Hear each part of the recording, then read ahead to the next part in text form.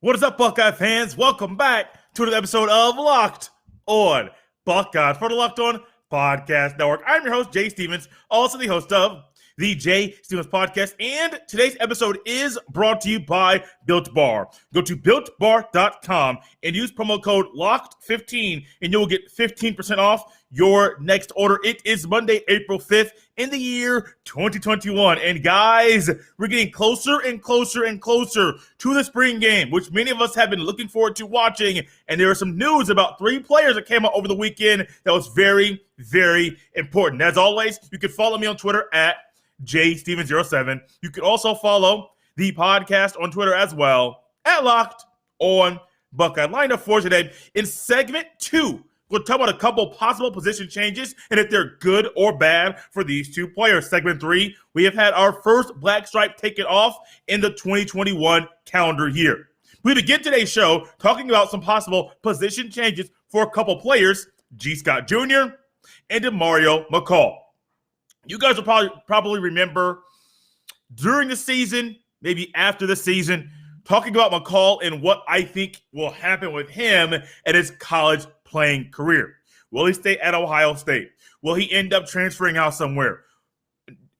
Him going to a different position, that never crossed my mind. But here we are, him and G. Scott Jr., sometime within the past couple months, went to the coaching staff and said, is it possible, or I'm thinking about changing positions, and here's where I think the best fit for me and this team currently is. G. Scott Jr.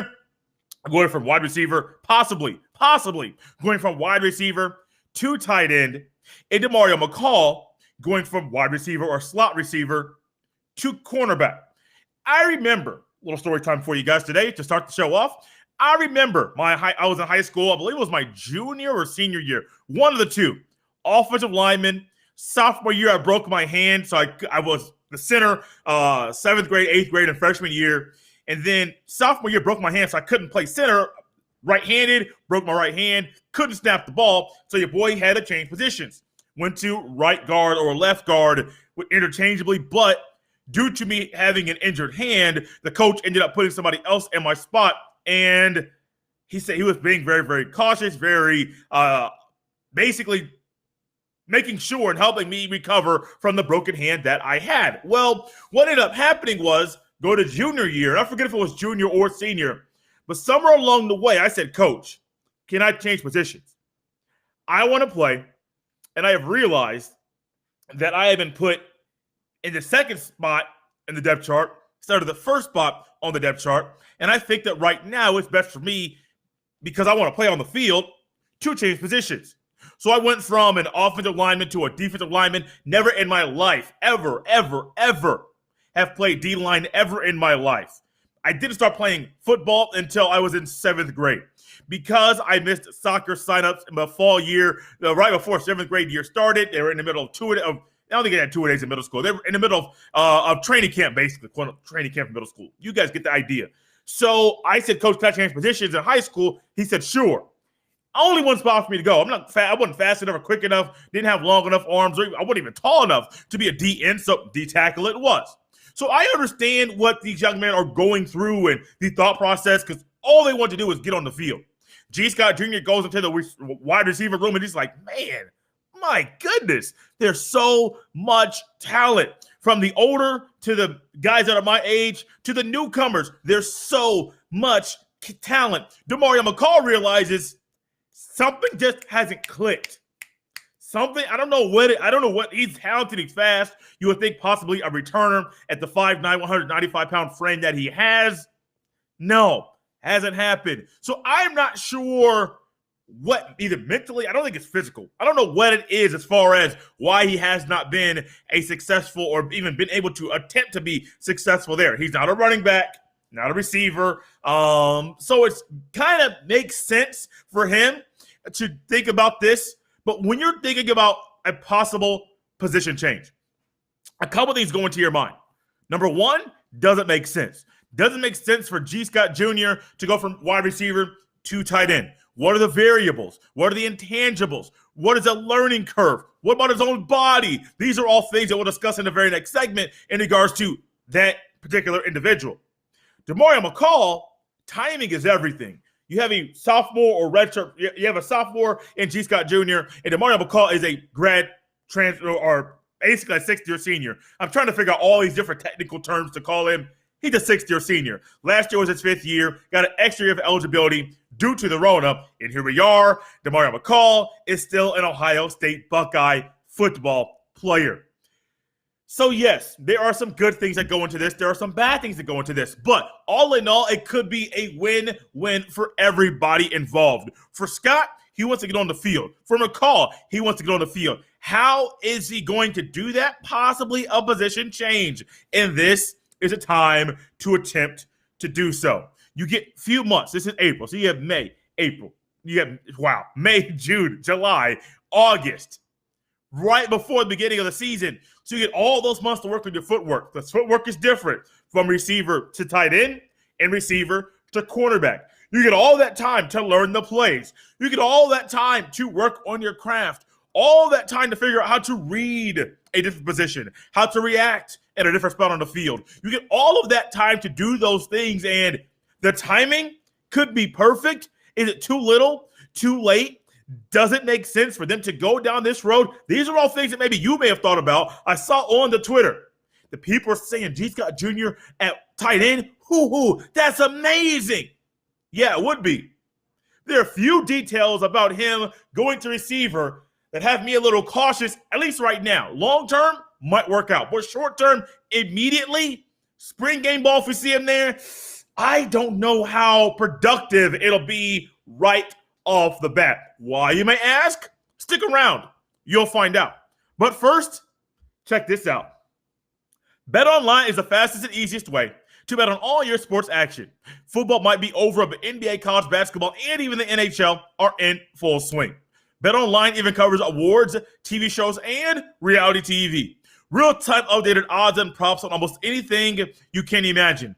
BetOnline has you covered for all the news, scores, and odds. It's the best way to place your bets. And guys, it's even free to sign up. Head to betonline.ag on your computer or mobile device. And when you sign up, make sure you use promo code LOCKEDON, LOCKEDON, to receive your 50% welcome bonus on your first deposit. Once again, go to betonline.ag on your computer or mobile device.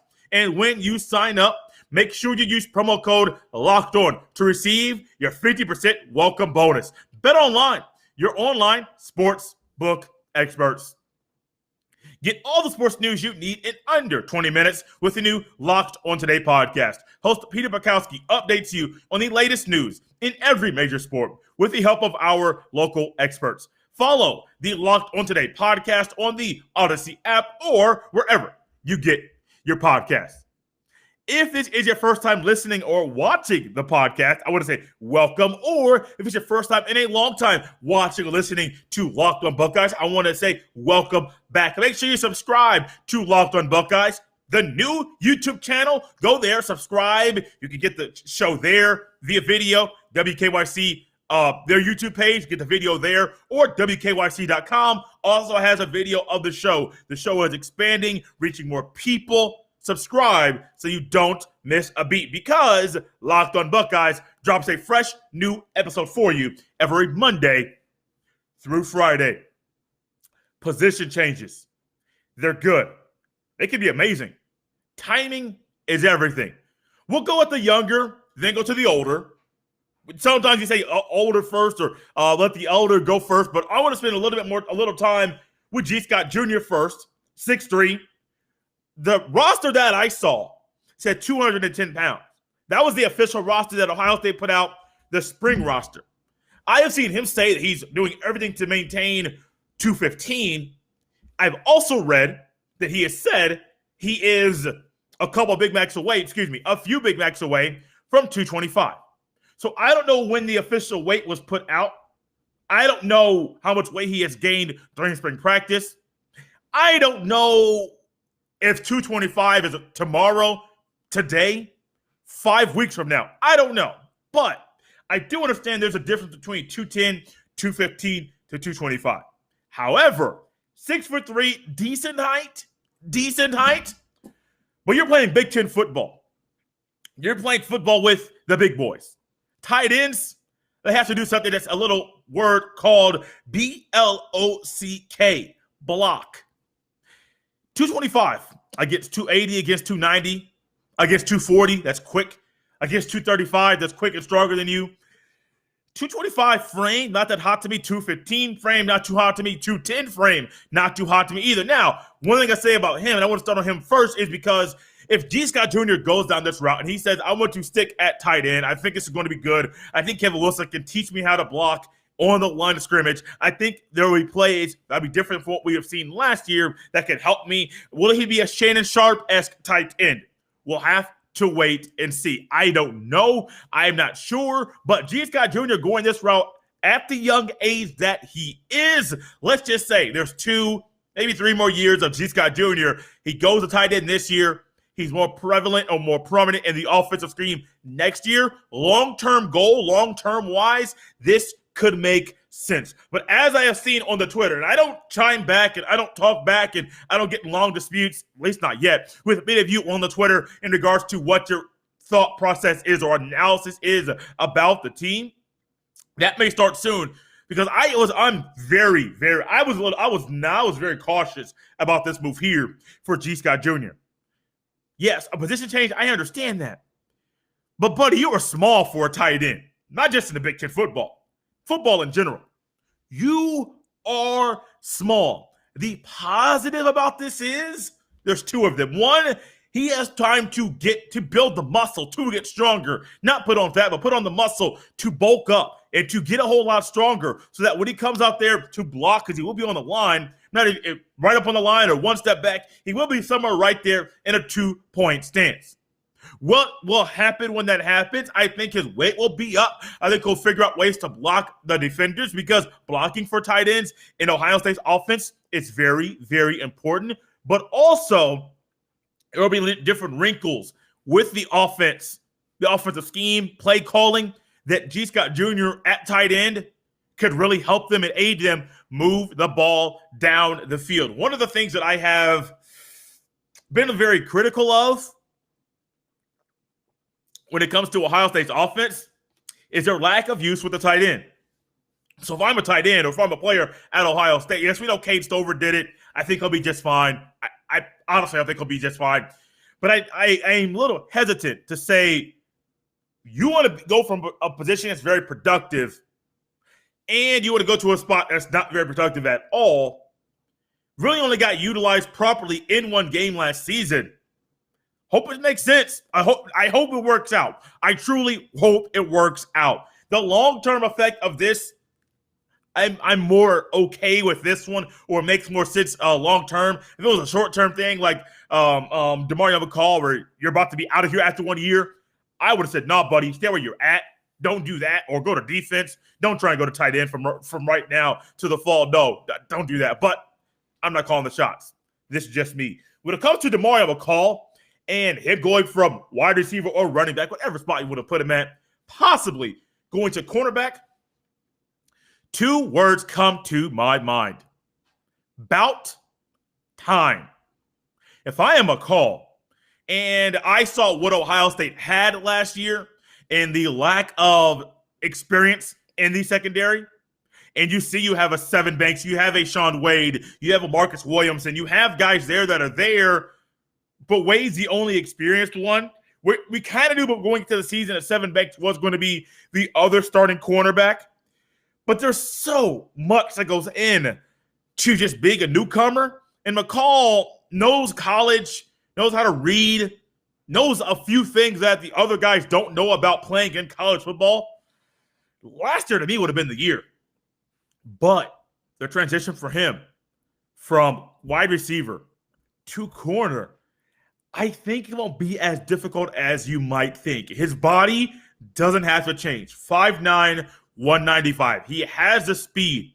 He already has a mind of a receiver, and he knows what wide receivers and offenses are thinking, maybe via formations, maybe via terminology, keywords that they say. He knows all that stuff. So he can already know, hey, buddy, I remember you.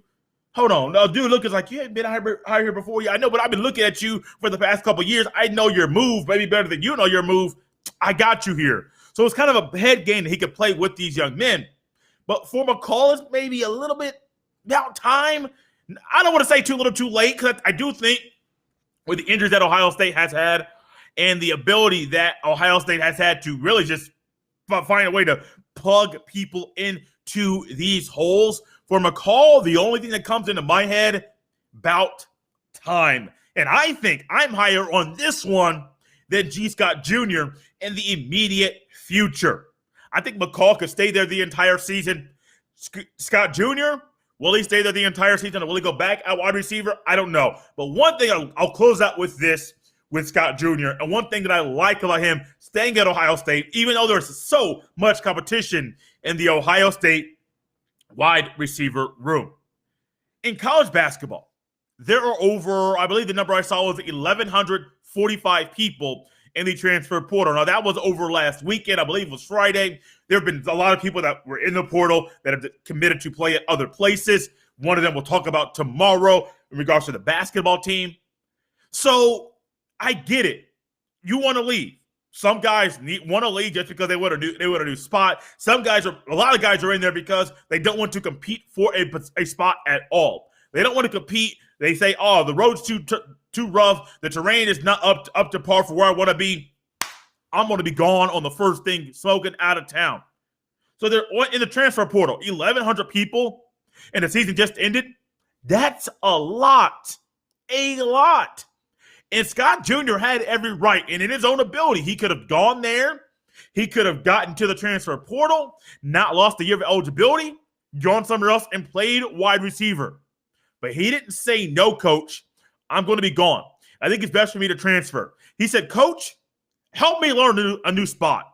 I want to stick here at Ohio State. This is a special place. I understand the wide receiver room, it's loaded, but I want to stay here, and I'm going to do the difficult thing, which is not transferring out. I'm going to learn a new position. You can transfer out and learn a new offense, stay in your own wide receiver spot, and absolutely kill."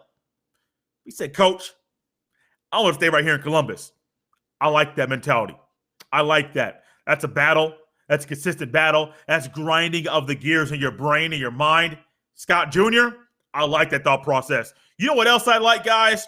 We had the first player in Ohio State in the 2021 calendar year lose his black stripe. Who is it? Stick around to find out. But first, check this out. There's a good chance you are someone like me that loves, and I absolutely mean loves, a good protein bar. You know, the one that hits the macros and fits your diet just right and tastes like a candy bar as well. Well, guys, we've heard about Built Bar. They're not going anywhere. Built Bar is the spot for you when it comes to finding the perfect or ideal protein bar for you. And, well, we can help you save some money with them as well. Built Bar is great for the health-conscious guy. They'll help you lose or maintain weight while indulging in a delicious treat. Bars are low calorie, low sugar, high protein, high fiber, amazing tasting protein bars, and they're also great for the keto diet. And with a purchase at BuiltBar.com, you'll get a free cooler. Now, those are only available while supplies last. Go to BuiltBar.com and use promo code LOCKEDON20, LOCKEDON20, and you will get 20% off your next order. Once again, go to BuiltBar.com and use promo code LOCKEDON20, and you will get 20% off your next order at BuiltBar.com. It's April, and the Locked On NFL network of podcasts is shifting into draft mode. April 19th through the 23rd for the Ultimate 2021 mock draft featuring analysis from NFL experts Michael Irvin, Brian Baldinger, and Michael Lombardi. Find out who trades up, who trades back, and who selects the next young star. Stay tuned for more info about where you can find the Ultimate 2021 mock draft. Before we close out this show today, we're going to kind of lay out the rest of the week or the next couple of days. Over the next couple of days, I'm going to do something that I have been teasing for a while, but I believe the next couple of days will allow me to go on this journey. Tomorrow and Wednesday, Tuesday and Wednesday, we'll be going over what I call, should it be a one-year transfer? Is that the best route to go at the end of a season? Or should you go with a 2 or 3 year project, a recruit out of high school? basketball season, basketball team. I know it's football mode, but there are questions that the Ohio State basketball team has in regards to the roster. What is the best route to go for that roster, for that team? We'll discuss that over the next 2 days. Black stripe alert. Anytime I see a black stripe alert on Twitter, your boy gets happy, gets excited, because I know one young man is officially a Buckeye. Now, this young man we're going to talk about today to close out today's show, Jacob Cowan. Let me say, Jay, I don't know who that guy is. I haven't heard about him before.